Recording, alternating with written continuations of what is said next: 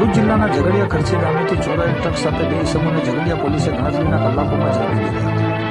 ભરૂચ જિલ્લાના ઝઘડિયા તાલુકાના ખર્ચી ગામેથી તારીખ 1ના રોજ એક ટ્રકની રાત્રિ દરમિયાન ચોરી થઈ હતી। ટ્રકમાં લગાવેલ જીપીએસના આધારે ટ્રક માલિકના મોબાઈલમાં સવારે ટ્રકનું લોકેશન મહારાષ્ટ્રના સિરપુર તુલિયા ખાતેનું બતાવતું હતું। ટ્રક ચોરી બાબતે ઝઘડિયા પોલીસ મથકે ફરિયાદ નોંધાવાઈ હતી। ટ્રક ચોરીની ફરિયાદને લઈ ઝઘડિયા પીઆઈ આર.એચ. વાળા સાહેબે ઝઘડિયા પોલીસની ટીમને સદર ચોરાયેલ ટ્રકને શોધી કાઢવા કાર્યરત કરી હતી। દરમિયાન ટેકનિકલ સર્વેલન્સના આધારે ઝઘડિયા પોલીસે મહારાષ્ટ્ર પોલીસની મદદથી સિરપુર ખાતેથી સદર ચોરાયેલ ટ્રક સાથે બે આરોપીઓને ઝડપી લીધા હતા।